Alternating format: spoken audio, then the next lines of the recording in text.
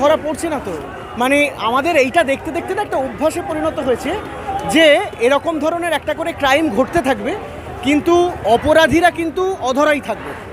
এটা একটা রাজ্যের যদি হ্যাবিট হয়ে যায় তাহলে তিলোত্তমার মতো এরকম ঘটনা বারবার ঘটে। ব্যাপারটা এইটা একটা রাজ্যের তো হ্যাবিট হয়ে গেছে। এবং আজকে সুপ্রিম কোর্টের যা আপডেট আমি পেয়েছি সেটাতে এই মুহূর্তে সুবিচার পাওয়ার খুব একটা আশা নেই।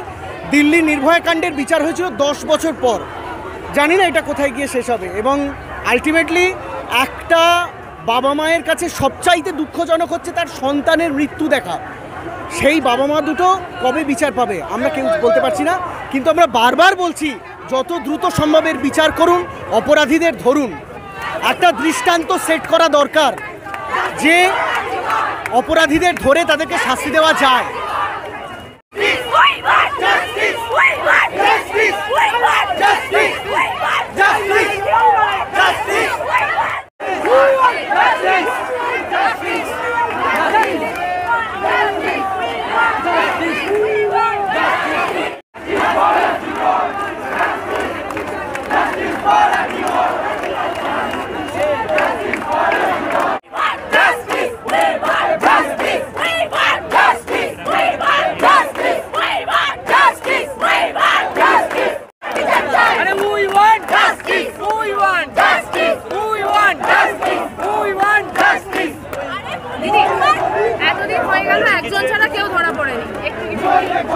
ধরা পড়বে, পড়তেই হবে ধরা।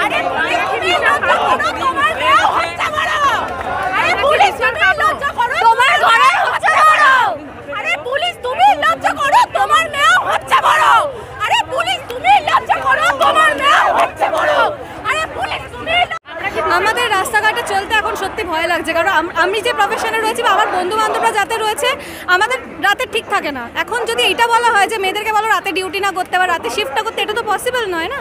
আমাদের এক একজনের প্রফেশন রয়েছে। আমার তো মনে হয় সিস্টেমটা এই যে মেন্টালিটিটা মেয়েদেরকে বলো রাতে কাজ না করতে, এইটাই চেঞ্জ করা উচিত। আর যদি এই দোষীরা যদি ধরা না পড়ে, এরা যদি শাস্তি না পায়, যাদের মনের মধ্যে এটা চলছে না তারা আরও সাহস পেয়ে যাবে। তো এইটা ধরা পড়াটা সত্যিই খুব দরকার, নাহলে আমাদের বিপদ বেড়ে যাবে। ডেফিনেটলি পাবো, সেই আশাতেই পথে নামা, যাতে প্রপার যারা দোষী তারা সাজা পায়।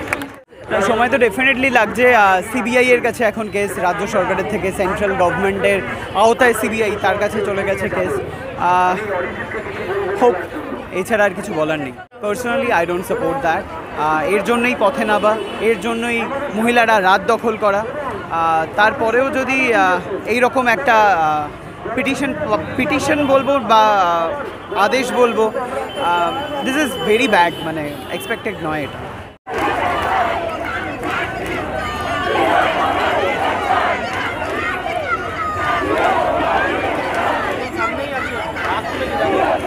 তো কিছুই বুঝতে পারছি না, তাকে কি রাজার হালে রাখা হয়েছে নাকি তাকে রীতিমতো পিটানো হচ্ছে। তার তো তার যে টেস্টটা করার কথা ছিল সেই টেস্টটাও হচ্ছে না, তার কাছ থেকে কোনো কথাও বেরোচ্ছে না। সে শুধু বলছে আমি দোষ করেছি, আমাকে ফাঁসি দাও। এটা রঙ্গ তামাশা হচ্ছে, সার্কাস হচ্ছে। আমরা জোকার, আমাদের যা বোঝানো হচ্ছে আমরা শুনছি, ব্যাস এই আর কি, আর কিছু বলার নেই। তবে আমরা একটা ইনিশিয়েটিভ নিয়েছি, সেটা থেকে আমরা এখন পিছু হটে গেলে হবে না। যেটা নিয়ে রাস্তায় বেরিয়েছি সেটা যতক্ষণ না সাকসেসফুল হচ্ছে আমরা রাস্তাতেই থাকবো।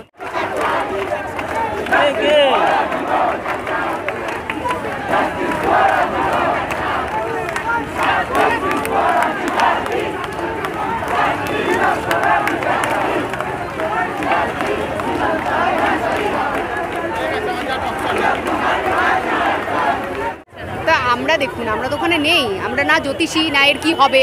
এই যে তোমরা এত কিছু করছো, এর লাভ কি আমরা কেউ কিছু বলতে পারবো না। এতদিন ধরে বলতে পারিনি, এখনও বলতে পারবো না। তবে যেটা এখন পারি সেটা জাস্টিস চাইতে পারি, আমাদের সত্যিটা জানানো হোক। এত জীবন ধরে আমরা মিথ্যাটা জেনে এসেছি, তো সত্যিটুকুনি জানি। দয়া করে আমরা যে শব্দটা, যে নামগুলো শুনছি, সেই নামগুলোর পদোন্নতি না ঘটে, যেটা আসল দোষী যারা রয়েছে তাদের সাজা দেওয়া হোক, এবং চরম থেকে চরমতম বিচার চাইছি আমরা। আমাদের সুপ্রিম কোর্টের ওপরে অগাধ আস্থা রয়েছে যে যেটুকুনি ওরা করুক, রাজ্যের ভালোর জন্য করবে, সকলের ভালোর জন্য করবে। আর কিছু বলার নেই, মানে আসলে এই কথাগুলো না এত বছর ধরে আমাদের বুকের মধ্যে জমে ছিল, আমরা বলতে পারছিলাম না। আমরা রাস্তায় বেরিয়ে আজকে বৃষ্টির মধ্যেও আমরা এই কথাগুলো বলছি। আর দুর্গা পুজো আসুক, প্যান্ডেলে ঢুকেও আমরা এই কথা বলবো। আমরা কোনো শুভ অনুষ্ঠানে যাই, সেখানে গিয়েও আমরা একই কথা বলবো। এই আলোচনা থামালে চলবে না। ওরা চায় আমরা যাতে থেমে যাই, ভুলে যাই। আমাদের খুব এতদিন ধরে খুব বোকা, ভদ্র আর অশিক্ষিত বানিয়ে রেখেছিল, এবং আর সেটা ভাবছিল, সেটা যে নেই। আপা মোর বাঙালি, শিক্ষিত বাঙালি যে এবার বেঁকে গেছে, সেটা বুঝেছে, আসল জায়গা ঠিক বুঝেছে। ফার্স্ট অফ অল হচ্ছে যে এই এতদিন হয়ে গেল, অলমোস্ট 14 ডেজ হয়ে গেছে, এখনও কোনো প্রপার জাস্টিস তো দূরের কথা, কোনো রকম আমরা যে দোষী তাদের নামই জানতে পারলাম না। এর থেকে তো লজ্জা বাংলা জাতির কাছে গোটা পশ্চিমবঙ্গের এর থেকে বেশি কিছু হতে পারে না। আর আপনি যে কথাটা বলছেন সেটা তো একদমই ওই কমেন্টে যে আমি কী মন্তব্য করবো, আমি নিজেই স্পিচলেস হয়ে পড়েছি। কারণ এখানে মেয়েদের সেফটি নিয়ে কথা হচ্ছে, মেয়েদের সেফটি থেকে বড় কথা মেয়েদের স্বাধীনতা। আমরা একটা কলকাতায় থাকি যেখানে আমাদের বাড়িতে প্রত্যেকটা বাড়িতেই মা আছে, বান্ধবী আছে, বোন আছে, সবাই আছে। আমরা চাই ওই মানে দেখো যেখানে বিল পাস করা হচ্ছে মেয়েদের নাইট ডিউটি অ্যাভয়েড করা হোক, এটা তো কোনো একটা হল হলো না, এটা তো একটা কোনো রকম মানে মেয়েদের স্বাধীনতা খুব আরও বেশি করে হস্তক্ষেপ করা হলো। আমরা চাই যত রাত্রি 3টে হোক 4টে হোক, স্বাধীনভাবে প্রত্যেকটা মানুষ, প্রত্যেকটা মেয়ে, প্রত্যেকটা হিউম্যান বিং নিজে যে পোশাক পরবে, যে পছন্দের, যে পোশাকে সে কমফোর্টেবল স্বাচ্ছন্দ্য বোধ ফিল করছে, সেই পোশাক পরে বাইরে বেরোবে এবং স্বাধীনভাবে ঘুরবে। সেই বাংলায় তো আমরা অবভিয়াসলি চাই, এবং আমরা সবাই এই জন্যই মিছিলে নামছি, সোশ্যাল মিডিয়ায় প্রতিবাদ করছি। আমরা হোপফুল, এবং যতদিন না আমরা এই সঠিক বিচার পাবো, আমরা এভাবেই প্রত্যেকটা কন্টেন্ট ক্রিয়েটার বলবো না, ইউটিউবার, মানুষ, হিউম্যান বিং, এইভাবেই আমরা লড়াই করবো। বলবো বলতে আমরা তো বললাম এতক্ষণ ধরে, আমরা যে আওয়াজটা তুললাম এটা এগুলোর বিরুদ্ধেই, যে দোষী এক হোক বা একাধিক হোক, দয়া করে তাদের বিচার করুন, তাদেরকে শাস্তি দিন। না হলে এই দোষীরা তো সাহস পাচ্ছে সেটা দেখে যে একটা ভুল হচ্ছে আমরা তারপরেও পার পেয়ে যাচ্ছি, এতে তো দোষীরা সাহস পাচ্ছে, এতে তো আমরা কোথায় ভুলগুলো দমন করব সেটা তো হচ্ছে না, উল্টে সেটা আরও বাড়ছে। তো দয়া করে বিচার করুন, আর ভবিষ্যতে যাতে এই জিনিসগুলো না ঘটে সেগুলো প্লিজ আপনারা দায়িত্ব নিন। আপনাদের দায়িত্ব, বাকি সাধারণ মানুষ আজকে যখন একটা মেয়ের জন্য ভবিষ্যতে সমাজের জন্য এত মানুষ বাইরে বেরিয়েছে, তাহলে ভবিষ্যতে তারা নিজেদের দায়িত্বটুকুও নেবে। আপনারা আপনাদের দায়িত্বটা পালন করুন, বাকি সব সমাজ ভালো হয়ে যাবে। সেই বিচারের জন্যই আমরা পথে নেমেছি, এবং আমরা চাই যে বিচার খুব তাড়াতাড়ি হোক, এবং আমাদের যে আইন ব্যবস্থা, সেই আইন ব্যবস্থা খুব তাড়াতাড়ি অপরাধীদেরকে খুঁজে বের করুক, এটাই আমাদের চাওয়া, এবং এটার জন্যই পথে নামা। এবং বারবার যদি পথে নামতে হয় না, এই ধরনের মন্তব্য যেগুলো, এই মন্তব্যগুলো খুবই নিচু মন্তব্য, এবং এই ধরনের মন্তব্যের কোনো ভিত্তি নেই বলে আমার মনে হয়। একজন স্বাধীন ভারতের নাগরিক এবং বোধবুদ্ধি সম্পন্ন নাগরিক হিসেবে আমার মনে হয় যে এই কথাটা টোটালি বেসলেস। আমার ঘরের মেয়ে, আমার ঘরের বোন, সে কী পোশাক পরবে, সে কখন বাড়ি ফিরবে, সে কখন রাস্তায় বেরোবে, তাও আবার কলকাতা শহরের রাজপথ, বিশেষ করে আমি যেহেতু কলকাতায় থাকি, সেটা সম্পূর্ণ আমাদের নিজেদের ব্যক্তিগত ব্যাপার। এবং এটার জন্য যদি আমাদের ভয় পেতে হয় যে আমার মেয়েকে আমি বের করতে পারছি না বাইরে, তাহলে প্রশ্ন ওঠে যে আমাদের রাজ্যে শিরদাঁড়াটা কোথায় গেল? শিরদাঁড়াটা কি কেউ টাকা দিয়ে কিনে নিয়েছে? একদম। আমাদের এই আন্দোলন সমগ্র বড় আন্দোলনের একটি পার্ট। গোটা রাজ্য জুড়ে যে আন্দোলন হচ্ছে, এই আন্দোলন চলতে থাকবে, কারণ এই আন্দোলন, প্রত্যেকটি আন্দোলন আমার মনে হয় আরও 100টি নজির গড়ে তোলে নতুন আন্দোলনকে জন্ম দেওয়ার।